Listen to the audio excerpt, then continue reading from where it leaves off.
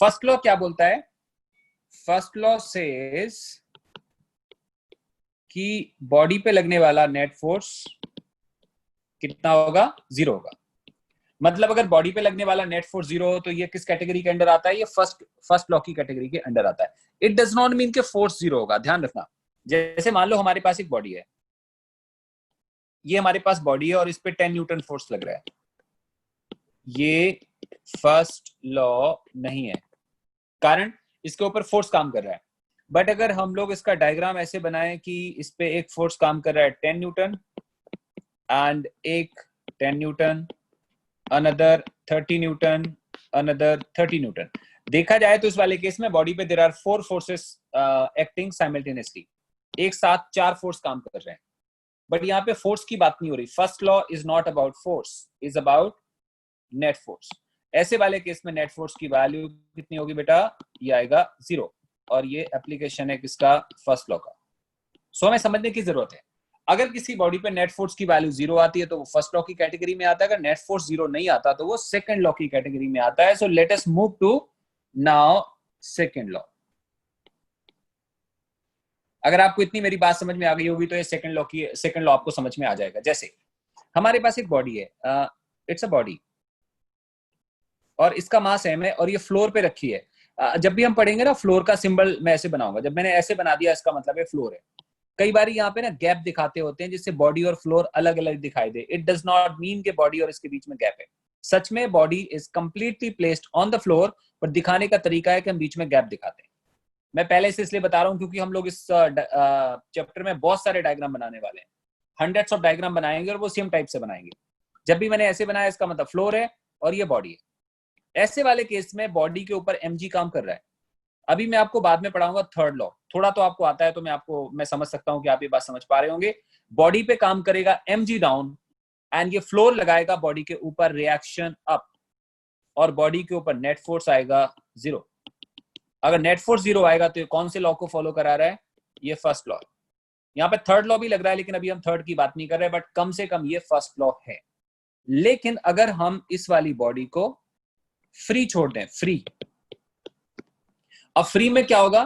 Free में ये होगा there is mg but there is no reaction because body is not in contact with any surface. ये वाली body किसी के भी कॉन्टैक्ट में नहीं है। जैसे तुम फ्री छोड़ोगे इसके ऊपर केवल और केवल फोर्स काम करेगा mg।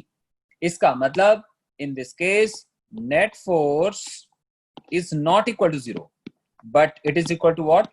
mg। तो ये किस लॉ का एप्लीकेशन है? ये सेकंड लॉ का एप्लीकेशन है। क्लियर है? मैं लॉ नहीं पढ़ा रहा, पहले आपको डिस्टिंक्ट कराने की कोशिश कर रहा हूं फर्स्ट लॉ कहां पे लगता है और सेकंड लॉ कहां पे लगता है। अगेन एक बात करते हैं। सपोज करो हमारे पास एक बॉडी ऐसे वाले फ्लोर पे रखी है, ऐसे कुछ,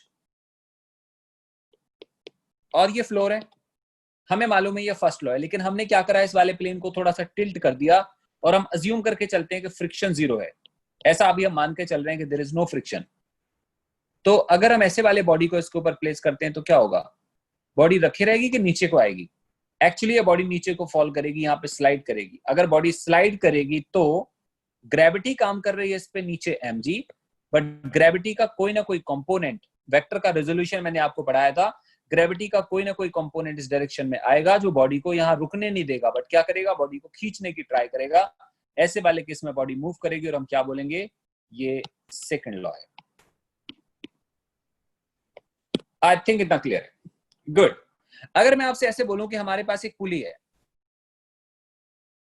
और इसके ऊपर से एक रोप पास कर रहा है, रोप इज पासिंग ओवर पुली, ऐसे जा रहा है और ये नीचे तक आ रहा है और ये ऐसे जा रहे हैं। और मैं आपसे बात करूं कि हमारे पास एक मास है यहाँ पे और ये है 10 kg and we have another body and its mass is 10 kg। ध्यान से देखो, दोनों का मास सेम है, both blocks are having same mass. उससे क्या होगा? उससे ये होगा कि जो ये वाला मास है, ये वाला मास, ये नीचे को आने की ट्राई करेगा और ये खुद भी नीचे को आने की ट्राई करेगा। और इस प्रोसेस में हमें साफ दिख रहा है कि इसका मास और इसका मास कैसा है? सेम है। अगर दोनों के मास सेम होंगे, दोनों के मास सेम होंगे तो ना बेटा ये नीचे जाएगा ना ये नीचे जाएगा। इसका मतलब इस पे भी ग्रेविटी काम कर रही है, इस पे भी ग्रेविटी काम कर रही है। मतलब there are forces acting on both the blocks. There are forces acting on both the blocks but उसके बाद भी नेट फोर्स की वैल्यू कितनी आएगी? 0 आएगी। आपने अंडरस्टैंड करना पड़ेगा फोर्स और नेट फोर्स। फोर्स का मतलब है कि जब हम इस बॉडी को रिलीज कर रहे हैं, इस वाले बॉडी को रिलीज कर रहे हैं, तो इस पे mg काम कर रहा है, इस पे भी mg काम कर रहा है, लेकिन नेट का मतलब होता है वो फोर्स जो हमारे सिस्टम को चलाने के लिए रिस्पॉन्सिबल होता है। इस वाले केस में सिस्टम मूव नहीं करेगा, नेट फोर्स की वैल्यू 0 आएगी। ये किसका एप्लीकेशन होगा? This would be application of first law. On the other and अगर हम सेम डायग्राम बनाते हैं, वी मेक सेम डायग्राम जिसमें हमारे पास एक पुली है और हमने क्या करा, इसके ऊपर से रोप पास करा ऐसे, और अब हमने यहां पे रख दिया कुछ 20 kg और अदर साइड हमने रख दिया कुछ 10 kg। अब हमें अच्छे से मालूम है 10 kg हल्का है और 20 kg इज हैवी। तो जैसे आप रिलीज करोगे, ये वाली बॉडी नीचे आने की कोशिश करेगी और ये ऊपर जाएगी। ऐसे वाले केस में नेट फोर्स 0 नहीं होगा। So we have this F net not equal 0। अगर एफ नेट 0 नहीं होगा तो ये सेकंड लॉ का रिप्रेजेंटेशन करेगा। ऐसे ऐसे हजारों केसेस हो सकते हैं। मैं आपको जनरल एक बेसिक सा आइडिया प्रोवाइड कर रहा हूं कि if we have a body और more than one body, there may be combination of bodies, 2 bodies, 3 bodies, बहुत सारी अलग अलग बॉडी हो सकती हैं। लेकिन अगर किसी वजह से नेट फोर्स 0 आ जाता है तो हम बोलेंगे वो फर्स्ट लॉ का एप्लीकेशन है। अगर नेट फोर्स 0 नहीं आता तो वो सेकंड लॉ का एप्लीकेशन है। ये बात आपको शायद क्लियर हो गई होगी। हम देखते हैं सेकंड लॉ क्या बोलता है। सेकंड लॉ बोलता है कि सपोज करो हमारे पास ये बॉडी है, it's a body and it is acted upon by some force. इसके ऊपर अभी कोई फोर्स नहीं काम कर रहा, नो ग्रेविटी, नथिंग। ऐसे वाले केस में हम मान के चल रहे हैं कि हम ऐसी जगह पे हैं जहां पे कोई ग्रेविटी काम नहीं कर रही, no gravity, only one force is acting, only one force is acting and its velocity is initially 0। अगर इसकी वेलोसिटी 0 होगी तो इसका इनिशियली मोमेंटम कितना होगा बेटा? मोमेंटम होता है मास इनटू वेलोसिटी, वो भी क्या होगा? 0 होगा। अगर हम बॉडी पे लगाएंगे फोर्स, बॉडी पे आएगा एक्सेलरेशन, बॉडी यहां पे नहीं रहेगी बट आगे को जाएगी और कुछ देर के बाद बॉडी यहां पे पहुंचेगी। Look at this, force is still F and body has acquired some velocity that is v। Starting में 0 था लेकिन अब तो 0 नहीं होगा। हमें अच्छे से समझ में आता है। अगर आपको लॉज ऑफ मोशन समझ में नहीं भी आ रहा है तो काइनेमेटिक्स से समझो। We have force, we have mass, so we have some acceleration, और एक्सेलरेशन की वजह से अगर आप फर्स्ट लॉ अप्लाई करोगे तो v equal to u plus at के हिसाब से finally we have some velocity, so we have some momentum called final momentum that is m into v। ये सब किसकी वजह से हुआ? सोचो, ये सब किसकी वजह से हुआ? ये सब इसकी वजह से हुआ। अगर हमने बॉडी पे फोर्स ना लगाया होता तो बॉडी के मोमेंटम में चेंज नहीं आना था। सो बॉडी के मोमेंटम में जो 0 से कुछ चेंज आ रहा है वो किसकी वजह से आ रहा है? केवल F की वजह से आ रहा है। हम एक लाइन लिख सकते हैं, बढ़िया सी लाइन लिखते हैं ऐसे, और इसमें लिखते हैं हम change in momentum. Change in momentum is due to force। ये जो मोमेंटम में चेंज आ रहा है वो फोर्स की वजह से आ रहा है। फोर्स नहीं लगता तो मोमेंटम में चेंज नहीं आता। ऑब्वियस सी बात है, अगर फोर्स ज्यादा लगेगा तो चेंज ज्यादा आएगा, फोर्स कम लगेगा तो चेंज कम आएगा। एक और डायग्राम बनाते हैं जिसमें हम देख रहे होते हैं कि हमारे पास ये बॉडी, ये मास m, ये ऑलरेडी रन कर रहा है with some velocity u and we apply some force, let's say F। after some time same mass acquires velocity v। इस वाले केस में ध्यान रखना, इस वाले केस में हमने u को 0 लिया था, यहाँ पे हमने u को 0 नहीं लिया, यहाँ पे u को हमने कुछ लिया और v को कुछ और लिया। Clear? and we are applying that force। ऐसे वाले केस में मतलब आई मीन जो अब केस है, इस वाले केस में in this case change in momentum is, change in momentum को हम लोग डेल्टा पी बोलते हैं, that equal to P final minus P initial, that comes out mv, because initial है 0। लेकिन इस दूसरे वाले केस में अगर हम चेंज इन मोमेंटम कैलकुलेट करते हैं, that comes out mv minus mu और m times v minus u। In both the cases there is change in momentum, but ये सिंप्लीफाइड फॉर्म में लिखा हुआ है बिकॉज इनिशियल मोमेंटम 0 था, यहाँ पे इनिशियल मोमेंटम कुछ था तो हमने यहाँ पे ऐसे लिख दिया। अब न्यूटन ने क्या समझाया? न्यूटन ने बताया कि हमारे पास ये बॉडी है, अगर हमारे पास ये बॉडी है जिसका मास m, ये रन कर रहा है with some velocity u and we apply some force f, तो इसका फाइनल मोमेंटम बदल जाएगा, वेलोसिटी v हो जाएगी, मास m हो जाएगा, इनिशियल मोमेंटम है mu, फाइनल मोमेंटम है mv। किसी ने बोला फोर्स की वैल्यू क्या होगी, मतलब जो हमने फोर्स लगाया इस फोर्स का रिलेशन मोमेंटम के साथ क्या आएगा। तो न्यूटन ने बताया कि देखो एक चीज समझो, अगर हम ज्यादा फोर्स लगाएंगे तो मोमेंटम में चेंज कम आना चाहिए कि ज्यादा आना चाहिए, तो आंसर आया ज्यादा आना चाहिए। फिर उन्होंने एक और बात बोली, अच्छा एक बात और बताओ, अगर हम ज्यादा फोर्स लगाएंगे तो मोमेंटम जल्दी चेंज होगा कि देर में चेंज होगा। तो आंसर आया कि अगर हम एक कार को बहुत ज्यादा धक्का लगाते हैं, बहुत ज्यादा फोर्स लगाते हैं, तो कार की वेलोसिटी जल्दी से स्पीड अप हो जाती है, इसका मतलब मोमेंटम चेंज बहुत जल्दी हो जाएगा। सो न्यूटन ने दो बातें समझाई, number 1 change in momentum, number 2 time. अगर हम किसी बॉडी पे फोर्स बहुत ज्यादा लगाते हैं तो मोमेंटम में चेंज ज्यादा आता है, साथ साथ में इस चेंज को होने में टाइम कैसा लगता है, कम लगता है। इसका मतलब फोर्स केवल मोमेंटम के चेंज को डिफाइन नहीं करता, टाइम को भी डिफाइन करता है। अगर आपको समझ में नहीं आता तो आप ऐसे देख लो, आपके पास एक साइकिल है, आप साइकिल को पुश करते हो पीछे से, अगर धीरे से पुश करते हो तो मोमेंटम में चेंज कम आएगा और जो चेंज आ रहा होगा वो धीरे धीरे आ रहा होगा। लेकिन अगर हम बहुत ज्यादा फोर्स अप्लाई करते हैं तो चेंज काफी ज्यादा भी आता है और काफी जल्दी आता है। इसका मतलब टाइम के साथ फोर्स का इनवर्स रिलेशन है। कैसा, फोर्स बहुत ज्यादा तो टाइम बहुत कम, force is very much very high तो मोमेंटम में चेंज भी बहुत ज्यादा हाई होगा। इसका मतलब जब हम इसको रिलेट करते हैं तो न्यूटन ने इसे समझाया कि जो अप्लाइड फोर्स है किसी बॉडी पे वो डायरेक्टली प्रोपोर्शनल होगा किसके, मोमेंटम का चेंज एंड टाइम, रिलेशन ऐसे आएगा। और इसको हम बोलते हैं rate of change of momentum.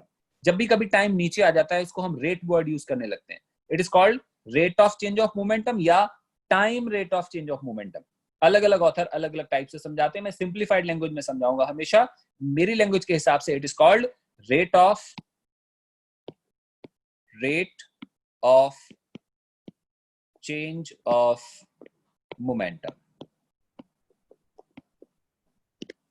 Clear, हम जब भी किसी बॉडी पे फोर्स अप्लाई करेंगे तो मोमेंटम में चेंज आएगा with time, that's called rate of change of momentum, and ये आपस में प्रोपोर्शनल होंगे। अगर हमने ये ज्यादा लगाया तो ये ज्यादा होगा, ये कम लगाएंगे तो ये कम होगा, इसको हाफ कर देंगे तो ये हाफ हो जाएगा, इसको डबल करेंगे तो ये डबल हो जाएगा।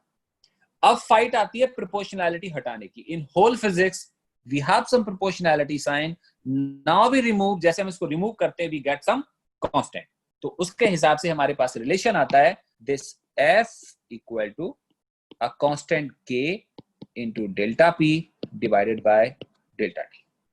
और जब हम इस K को कैलकुलेट करते हैं then this K comes out 1। अब आप इसमें क्वेश्चन रेज नहीं कर सकते K 1 क्यों आया, न्यूटन ने देखा होगा उनके एक्सपेरिमेंट के बेसिस पे आया, हम इसको समझ सकते हैं कि 1 क्यों आया, लेकिन ये डिस्कशन बहुत लंबा जाएगा। So we can just understand that K is 1, so F becomes delta P upon delta T. पूरे के पूरे टॉपिक में जब हम न्यूटन लॉ को अप्लाई करेंगे तो मैक्सिमम टाइम हम इसी वाले फॉर्मूले के हिसाब से चीजों को डिराइव कर रहे होंगे आगे। इसका एप्लीकेशन समझिए कैसे है। सपोज करो एक हम केस लेते हैं, वी कंसीडर अ केस, ये हमारे पास एक कार है, it's a car having mass m। Initially t0 की बात करते हैं, इनिशियल का मतलब क्या बोलते हैं हम, t0, इसकी वेलोसिटी थी 0, हमने लगाया फोर्स, तो फोर्स तो हमने अप्लाई कर दिया बट वेलोसिटी ग्रो होने में थोड़ा सा टाइम लगेगा।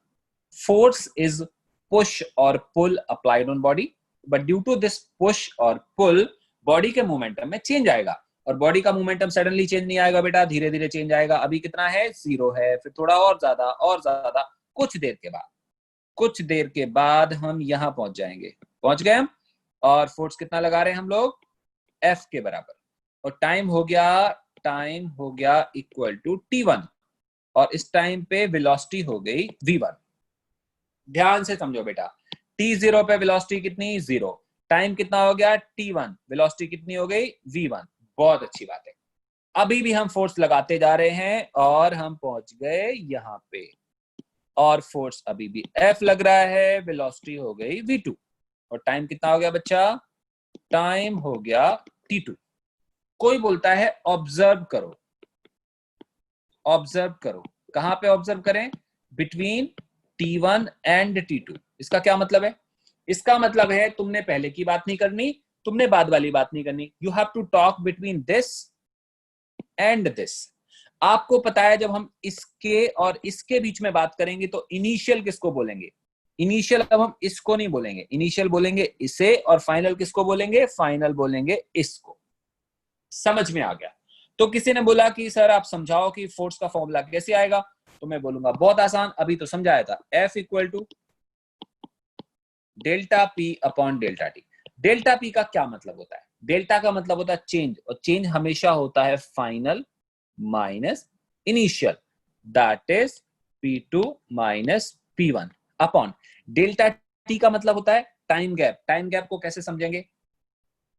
टाइम यहां से स्टार्ट हुआ था, यहां तक जाते जाते कितना टाइम हो गया? T2, और यहां तक कितना हो गया? T1। तो अगर हमने इसके बीच का टाइम निकालना होगा तो कितना आएगा? T2 minus T1, because this is called T2, yes, and this is called T1। So what is T2 minus T1? यहां से लेके यहां के बीच का जो टाइम आएगा that's called T2 minus T1. So we can write it as T2 minus T1. This is called force का formula.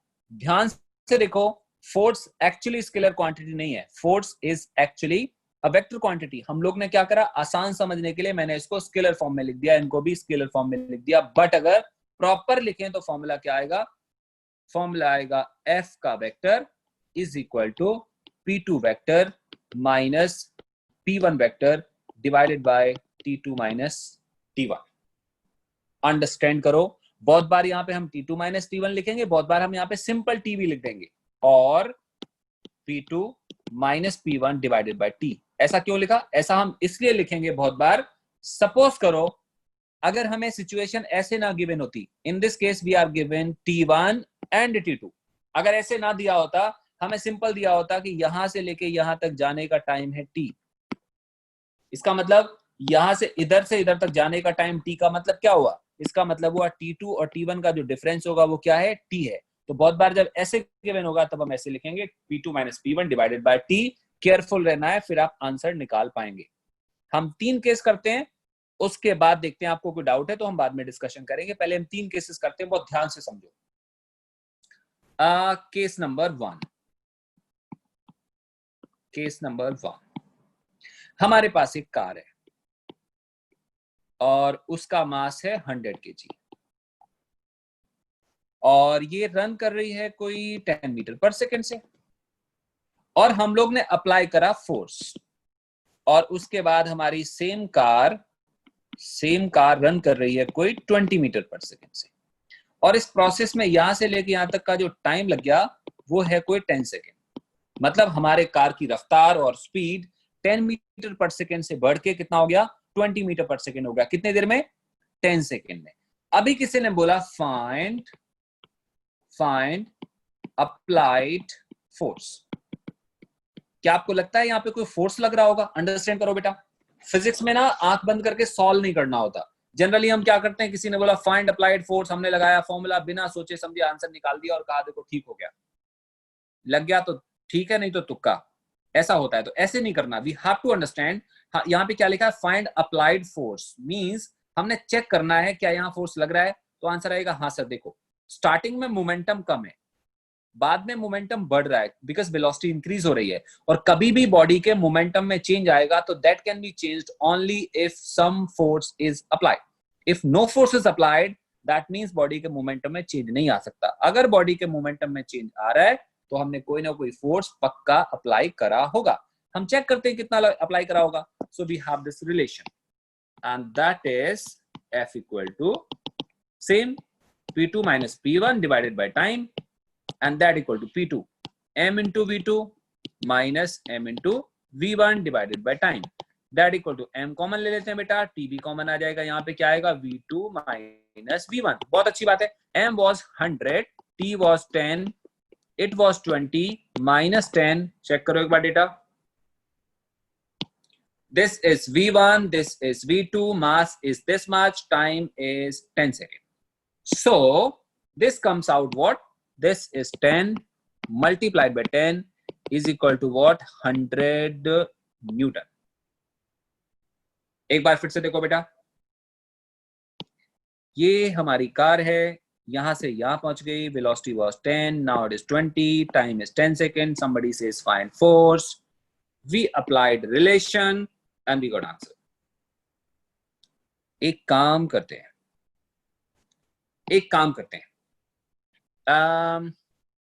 we have a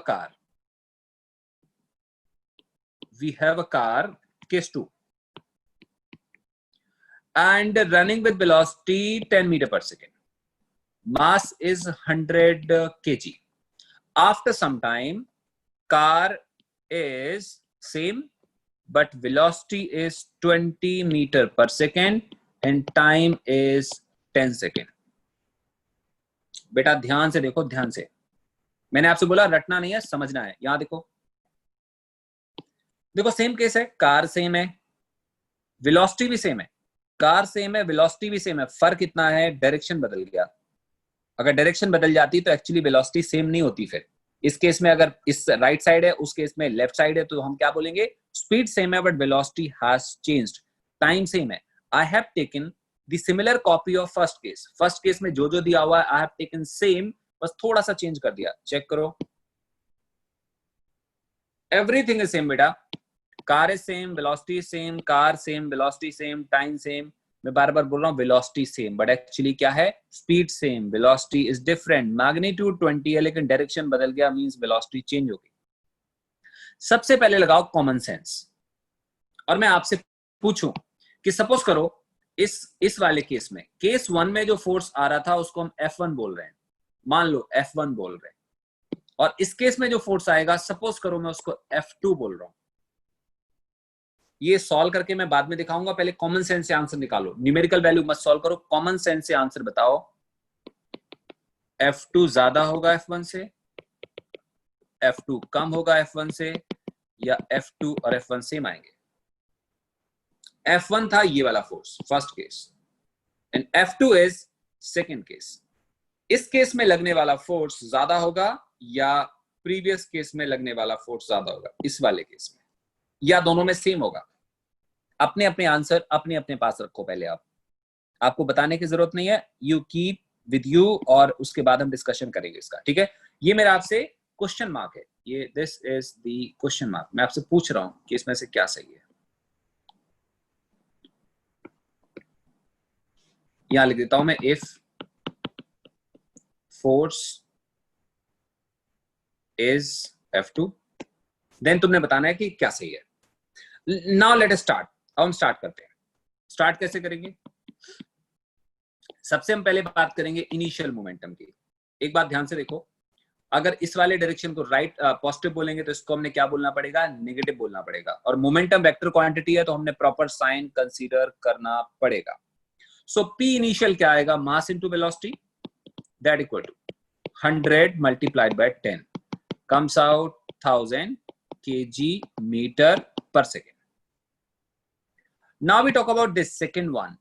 इसकी वेलोसिटी सेम डायरेक्शन में कि ऑपोजिट में है? बेटा अगर ऑपोजिट में है तो it will be taken as negative. So we have final momentum that is minus m into v2. Minus क्यों बोला आपको समझ में आ गया? Minus 100 multiplied by 20 that comes out minus 2000 kg metre per second. बहुत सही बात है। उसके बाद टाइम कितना लग रहा है? Time is 10 second. Now someone says what is force? So आप बोलोगे सर फोर्स आएगा P final minus P initial divided by time, that equal to minus 2000 minus 1000 divided by 10, that comes out minus 3000 divided by 10, that is minus 300 Newton. इसको हम बोल देते हैं F2। Is it same और different? मैं आपको दोबारा टूर करवाता हूं पुराने वाले क्वेश्चन का। ये हमारा प्रीवियस क्वेश्चन था, ध्यान से देखो। Initial momentum, final momentum, and we calculate force. P2 minus P1 upon T जब सॉल्व करते हैं तो आंसर कितना आ रहा है? 100। दो बातें ध्यान में देने की है। पहली बात, आंसर इज पॉजिटिव। दूसरी बात, answer is 100 in this case. Initial momentum, final momentum, initial momentum positive, final momentum negative. So we have this value. यहाँ पे दो बातें ध्यान देने की हैं, आंसर इज नेगेटिव और आंसर ज्यादा आ रहा है, रादर काफी ज्यादा आ रहा है। वहां पे 100 आ रहा था, यहाँ पे 300 आ रहा है। लॉजिक समझने की ट्राई करें। इस वाले केस में बॉडी इधर भाग रही है राइट में, और हमने धक्का कुछ इस हिसाब से लगाना है, we have to push in such a way so that its velocity enhances to 20 from 10। पहले 10 था और 10 से बढ़ के कितना हो गया, 20 हो गया। एक बात बताओ, मुश्किल है कि आसान है? आसान है बेटा। सेम डायरेक्शन में वेलोसिटी को बढ़ाना है तो तुमने क्या करना पड़ेगा, पीछे से थोड़ा सा भी धक्का लगाओगे तो 10 से 20 हो जाएगा। थोड़ा सा धक्का, थोड़ा सा माइंडेड, हाँ, इसीलिए आंसर कम आ रहा है। यहां देखो, यहां बहुत स्ट्रगल है। स्ट्रगल कैसा है, कार हमारी इस तरफ जा रही है, हमने क्या करना होगा, हम लोगों ने सेम डायरेक्शन में धक्का लगाना पड़ेगा कि पीछे पुश करना पड़ेगा, सोचो। We have to pull backward. ये वाली कार राइट डायरेक्शन में जा रही है, हमने फोर्स कहां लगाना पड़ेगा, पीछे लगाना पड़ेगा। फोर्स जब हम पीछे लगाएंगे तो जो अभी 10 है वो 20 हो जाएगा, लेकिन 20 कहां पे होगा, सेम डायरेक्शन में होगा कि ऑपोजिट डायरेक्शन में होगा, 20 ऑपोजिट डायरेक्शन में होगा। इसका मतलब यहाँ पे फोर्स हमें काफी ज्यादा लगाना पड़ेगा, क्योंकि ये वाला फोर्स पहले इस कार को रोकेगा, फिर रोकने के बाद उल्टे डायरेक्शन में चलाएगा और वेलोसिटी को 20 गेन कराएगा। तो आंसर पहले के कंपैरिजन में काफी ज्यादा होगा। This is the reason answer minus भी आ रहा है, क्योंकि फोर्स हमने ऑपोजिट लगाना है, और आंसर ज्यादा भी आ रहा है। एक और केस करते हैं, थर्ड केस। प्रीवियस 2 केसेस में एक अच्छी बात थी कि या तो बॉडी सेम डायरेक्शन में जा रही थी या अपोजिट में जा रही थी। वेक्टर्स को डील करना हो तो आसान होता है अगर हम सेम डायरेक्शन में जा रहे हो, अंडरस्टैंड करना। अगर कोई आपसे बोले ये हमारे पास बॉडी है, इस पे लग रहा है 10 newton, 20 newton, 30 newton, what is the net force? तो आंसर आएगा F net is equal to simple 10 plus 20 plus 30 that equal to 60 newton. खत्म हो गया। अगर कोई हमसे बोलता है कि we have body 30 newton and 20 newton, answer बताओ, तो तुम बोलोगे सर F net आएगा 30 माइनस 20 इक्वल टू 10। ये आसान है, ये भी इजी है, and this is also easy. Problem कब आती है, जब कोई हमसे बोलेगा कि इस बॉडी पे फोर्स लग रहा है 10 न्यूटन और यहाँ पे लग रहा है 30 न्यूटन। अब आंसर बताओ। अब ना तो ये ऐड होगा ना ये सब्ट्रैक्ट होगा, इसको वेक्टर एडिशन की हेल्प से सॉल्व करना पड़ेगा। आपको बात समझ में आ रहा है? तो जब भी कभी हम वेक्टर को डील कर रहे हो, या तो वो सेम डायरेक्शन में या वो अपोजिट डायरेक्शन में, सॉल्व करना आसान होता था। नाउ वी हैव केस 3, जो मैंने अभी अभी आपको समझाया, ये सारा कुछ इसको केस 3 में आपने अप्लाई करना है। कैसे? Case 3 is same. We have a body, let's a car, mass is again 1000 kg, running with 10 meter per second. कुछ देर के बाद same car running with velocity 20 meter per second. Mass is again how much? 100 kg. And somebody says, अच्छा time यहां से लेके यहां तक का जो टाइम है that is again 10 second. सब कुछ सेम है, देखो सारा कुछ सेम है, बस हमने क्या कर दिया, हर बार हम डायरेक्शन बदल रहे हैं, कभी कुछ कर रहे हैं कभी कुछ कर रहे हैं। Mass same, velocity same, mass same, velocity same, nothing is changing. बस चेंज क्या हो रहा है, अलग अलग टाइम पे अलग अलग डायरेक्शन बदल रही है। सो हम इसको ट्राई करते हैं। अब कैसे करोगे? तो बेटा बहुत बड़ी दिक्कत आ गई, पता ना। तो हम ये बोल सकते हैं कि सर ये प्लस होगा तो ये माइनस होगा, ऐसा कुछ नहीं बोल सकते हैं। अब हमें पूरा वेक्टर का हेल्प लेना पड़ेगा। वेक्टर का हेल्प हम दो तरह से ले सकते हैं, या तो वो वेक्टर एरो प्लॉट करके, याद आ रहा है, वेक्टर एरो प्लॉट करके सॉल्व करो, या उससे आसान मेथड होता है वो आई कैप जे कैप। हमें अच्छे से मालूम है अगर ये डायरेक्शन आई कैप होगी तो ये वाली डायरेक्शन क्या होगी, जे कैप होगी। तो देखो हम लोग कैसे करेंगे, हम लोग करेंगे ऐसे कि P initial equal to mv1, that is, साथ में क्या बोलना पड़ेगा, आई कैप। इसको बोलेंगे हम वेक्टर फॉर्म में ऐसे, और ये आंसर आएगा कितना, 1000 आई cap. Similarly, we say P final that equal to m into V2 that equal to 100 multiplied by 20, but साथ में क्या बोलना पड़ेगा, J cap. So this becomes 2000 J cap. समझ आ रहा है बेटा? अब निकालेंगे हम फोर्स। अब फोर्स क्या आएगा, force will come out P2 minus P1 divided by time that equal to 2000 J cap minus 1000 I cap divided by 10। इसमें से 1000 कॉमन लेते हैं, 10 से डिवाइड करते हैं तो हमें क्या मिल जाएगा, 100, और अंदर क्या मिलेगा, 2j cap minus I cap is the answer. इससे क्या पता चलेगा कि फोर्स का डायरेक्शन कहां पे है, और साथ साथ में मालूम चलेगा मैग्नीट्यूड कितना है। अगर कोई तुमसे बोले फोर्स का मैग्नीट्यूड बताओ, मैग्नीट्यूड क्या आएगा, आपको पता है अच्छे से, ये 100 होगा।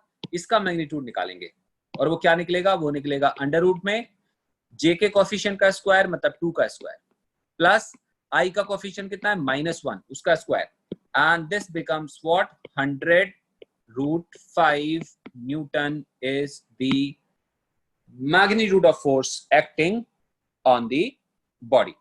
सो लेट अस सी आपको किसको क्या दिक्कत है, तो चैट बॉक्स में बात करते हैं हम लोग।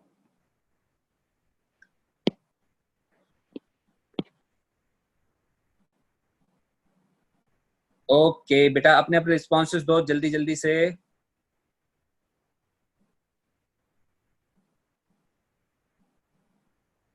राजवीर मैं रिकॉर्ड कर रहा हूं, वैसे दिक्कत आएगी नहीं।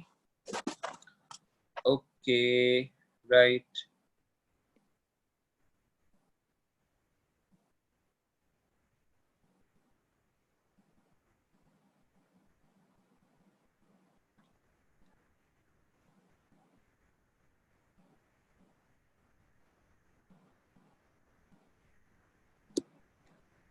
लक्ष्य एग्जैक्ट डायरेक्शन बताएंगे अभी हम लोग, अभी अभी हाल नहीं छेड़ रहा, मैं थोड़ा सा रुक के बताते हैं। इकट्ठा चीज बता देता हूँ ना तो कंफ्यूजन पड़ जाता है, so I am not doing that now. Force का मैग्नीट्यूड भी एंड में निकाल सकते हैं, हाँ यस निकाल सकते हैं, बिल्कुल निकाल सकते हैं। लास्ट वाला पार्ट दिखाता हूँ, अभी आप लोग को थोड़ा सा दिक्कत आ रहा है तो। So we have this last part, एक बार देख लो बेटा। बच्चा मैं आप लोग को ये कह रहा था कि अगर तो इनिशियल मोमेंटम इधर हो और फाइनल मोमेंटम भी इधर हो तब तो कोई प्रॉब्लम ही नहीं है, इसको भी प्लस बोल दो, इसको भी प्लस बोल दो, बिना डायरेक्शन लिए आंसर आ जाएगा। इनिशियल मोमेंटम इधर हो, फाइनल इधर हो, तो एक को प्लस दूसरे को माइनस बोल सकते हैं। प्रॉब्लम तब आएगा जब इनिशियल इधर है और फाइनल इधर है, ना तो ये दोनों वेक्टर एक दूसरे के डायरेक्शन में है, ना ये एक दूसरे से अपोजिट डायरेक्शन में। ऐसे केसेस में हमें प्रॉपर वेक्टर का ट्रीटमेंट लेना पड़ता है। तो जो मैंने आपको समझाया उसके हिसाब से we have the first direction along positive side, या I mean sorry first direction is along let's say x axis. अपने हिसाब से मैंने मान लिया अगर ये एक्स एक्सिस है तो इसको हम क्या बोलेंगे, वाई एक्सिस बोलेंगे। तो एक्स एक्सिस के अलोंग हम जनरली क्या बोलते हैं, आई कैप, तो इसको हम क्या बोलेंगे, जे कैप। आप उल्टा भी बोल सकते हैं, आप इसको जे कैप बोल दो, आप इसको आई कैप बोल दो, बट ये कंफ्यूजन हो जाएगा बिकॉज हर बार डायग्राम के हिसाब से इस वाले डायरेक्शन को हम आई कैप बोलते हैं और इस वाले डायरेक्शन को हम जे कैप बोलते हैं। इसीलिए हम लोग ने जब इनिशियल मोमेंटम लिखा तो क्या लिखा, P initial equal to M B vector that equal to this into this and I cap. ऐसे जब हमने फाइनल मोमेंटम लिखा तो जे कैप। उसके बाद हमें निकालना है फोर्स, और वो क्या आएगा, final momentum minus initial momentum divided by time and comes out this value. Hopefully अभी आपको समझ में आ गया होगा। ओके बेटा जी, फिर हम आगे चलते हैं। तो अब आप ऐसे देखो कि हमारे पास we have a body, again ये बॉडी मास है और वेलोसिटी है v1, और कुछ देर के बाद मास है, वेलोसिटी बिकम्स v2, और यहां से लेके यहाँ तक का, यहाँ से यहाँ तक का टाइम t मान लेते हैं, या टाइम को डेल्टा t मान लेते हैं। मैंने आपसे बोला था अलग अलग फॉर्म में लिख सकते हैं। तो ऐसे वाले केस में फोर्स का फॉर्मूला क्या आएगा, फोर्स का फॉर्मूला आएगा again mv2 minus mv1 divided by delta t। इसको हम क्या बोल सकते हैं, m into v2 minus v1 upon delta t, and this comes out m into delta v upon delta t। आपको याद होगा इसको हम क्या बोलते थे, what was this, delta v upon delta t, rate of change of velocity called acceleration. इसका मतलब हम क्या लिख सकते हैं, f इक्वल टू ma। समझो पहले ध्यान से, एक्चुअली न्यूटन का सेकंड लॉ कहां से शुरू हुआ था, मोमेंटम से।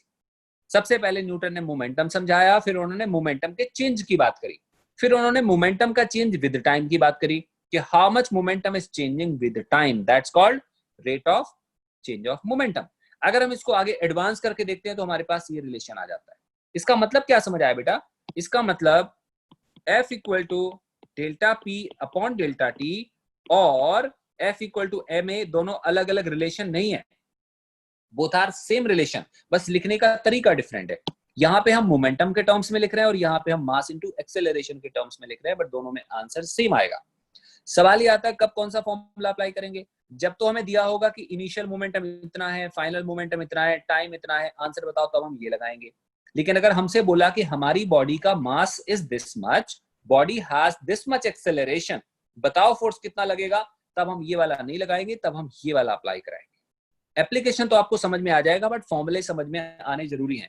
बच्चे बहुत ज्यादा वो करते हैं, डिफरेंस फील करते हैं कि ये फॉर्मूला अलग है, ये फॉर्मूला अलग है। बेटा ये 100% सेम है, लिखने का ढंग अलग है। यहाँ हम ऐसे भी लिख सकते हैं और इनको हम सिंप्लीफाई करके ऐसे भी लिख सकते हैं। जब जो डेटा गिवन होगा उसके हिसाब से हम सॉल्व करेंगे। कंक्लूड करते हैं। पहला कंक्लूजन हमें समझ में आता है कि जब फोर्स लगता है तब क्या होता है? Momentum changes. Whenever force is acting on a body, momentum changes. And which kind of force we are talking about? It is not about a force actually, it is about net force. आप समझ गए net force और force में क्या फर्क होता है?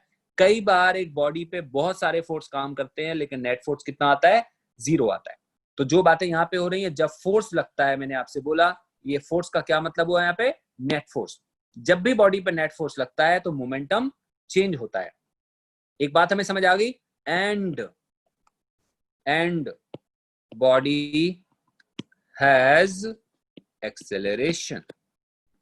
जब भी बॉडी का मोमेंटम चेंज होगा मतलब बॉडी की वेलोसिटी चेंज हो रही है, और बॉडी की वेलोसिटी चेंज हो रही है मतलब बॉडी में क्या होगा? एक्सेलरेशन। क्लियर? तो बार बार मैं फोकस दे रहा हूं, एक ही बात को बार बार रिपीट कर रहा हूं कि वो हमें समझ में आ जाए। बहुत बार हमें समझ में नहीं आती। जब भी बॉडी पे नेट फोर्स लगता है, बॉडी का मोमेंटम चेंज होता है या बॉडी में एक्सेलरेशन होता है। और relation again F equal to delta P upon delta T और F equal to mass into acceleration. यहां से एक और बात समझ आती है, ये डायरेक्शन और ये डायरेक्शन कैसी होगी? सेम होगी।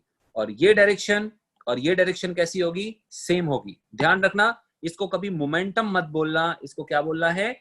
मोमेंटम में चेंज और चेंज इन मोमेंटम। हम यहाँ पे सेकंड पॉइंट क्या लिख सकते हैं? Direction of force is same as direction of acceleration or change in momentum।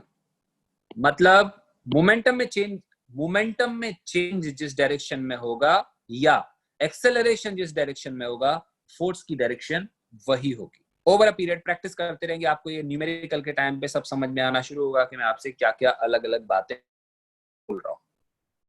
एक काम करते हैं, एक छोटा सा एग्जांपल लेते हैं। ये हमारे पास वर्टिकल वॉल, बड़ी सी दीवार है, समझना, बड़ी सी दीवार है, और हमारे हाथ में एक बॉल है।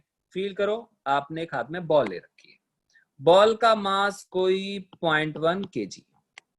बॉल को तुमने बहुत गुस्से में थ्रो करा है 20 मीटर पर सेकेंड से। समझ तो आ रहा है? 0.1 kg की बॉल तुमने दीवार की तरफ जोर से फेंकी 20 मीटर पर सेकेंड से, और कोलिजन हुआ परफेक्टली इलास्टिक। कैसा वाला? Perfectly elastic.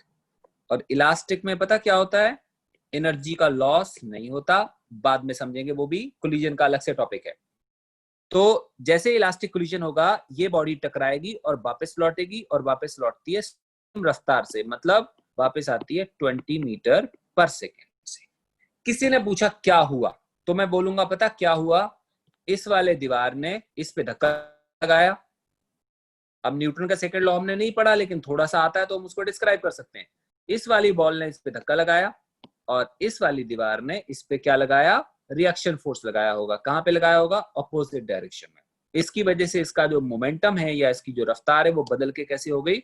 ऑपोजिट हो गई। या इतना सा तो ये तो कॉमन सेंस वाली बात है। अगर हमें फिजिक्स नहीं भी आती हो, एक लेमैन से भी पूछोगे जिसको फिजिक्स के बारे में कुछ भी नहीं आता, क्या एक बात बताओ, जब हम इस वाली बॉल को इस पे जोर से मारेंगे तो क्या होगा? तो वो कहेगा वापस आएगी। डन हो गया। अब किसी ने बोला कि एक बात बताओ, फाइंड फोर्स, फाइंड फोर्स। क्या ये लाइन कंप्लीट है? तो आंसर आता बिल्कुल कंप्लीट नहीं है। यहाँ पे एक चीज है कि दो चीजें हैं? यहाँ दो चीजें हैं। ये आपको बताना पड़ेगा कि किस पे फोर्स निकालना है। मतलब फोर्स तो तुमसे ये भी पूछ सकता है कोई कि find force on this body और find force on this wall. क्या दोनों अलग होंगे? बिल्कुल अलग होंगे। जब ये वाली बॉल इस सरफेस पे जोर से टकराएगी तो धक्का कहां पे लगेगा? जब ये वाली बॉडी इस वाले सरफेस पे जोर से टकराएगी तो धक्का इधर को लगेगा। ऑन दी अदर हैंड उस वाले सरफेस की वजह से बॉडी पे धक्का कहां पे लगेगा? वो अपोजिट डायरेक्शन में लगेगा। मीनिंग कहने का कि ये वाली बॉडी इस फ्लोर को धक्का लगाएगी इधर को। सोचो ना, मतलब अगर तुम एक बॉडी को उसको जोर से मारते हो यहाँ पे तो इस वाले सरफेस पे धक्का कहां पे लगेगा? इधर। ऑन दी अदर हैंड ये वाला सरफेस इस बॉडी पे धक्का कहां पे लगाएगा? अपोजिट डायरेक्शन में। तो मैं यहां लिखता हूं proper, find force on body due to surface. Surface या वॉल, मतलब जो ये सरफेस है उसकी वजह से इस वाले बॉडी पे कितना फोर्स लगेगा। तो तुम क्या बोलोगे? तुम बोलोगे सर हम जानते हैं बहुत अच्छे से, न्यूटन के लॉ के हिसाब से फोर्स का फॉर्मूला होता है F vector equal to P2 minus P1 upon time and this equal to, अब P2 एंड P1 लिखते हैं। ध्यान से देखो, अगर हम इस वाले डायरेक्शन को पॉजिटिव बोलते हैं तो this reverse direction is called negative. That is P1 equal to mass into velocity and P2 equal to mass into velocity, लेकिन माइनस में आएगा। So this initial is 2 and final is -2. So when we calculate this force, it comes out final minus initial and final is -2 divided by, अब यहाँ पे time नहीं दिया हुआ है तो आप फोर्स कैलकुलेट नहीं कर सकते, तो तुम्हें यहाँ पे थोड़ा सा चेंज करना पड़ेगा। यहाँ पे क्या लिखा था? Find force on body due to surface, तो तुम आंसर क्या दोगे? हम कैलकुलेट नहीं कर सकते। छोटी सी लाइन लिखनी पड़ेगी, टाइम ऑफ कॉन्टैक्ट, या यहाँ पे लिखता हूं ब्रैकेट में, time of collision equal to 0.2 second. I think clear हो रहा है आपको? ये मैंने अलग से लिख दिया कि जब ये वाली बॉडी इस वाले सरफेस से टकराती है तो जब ड्यूरिंग कोलिजन, मतलब we are not going to calculate overall time.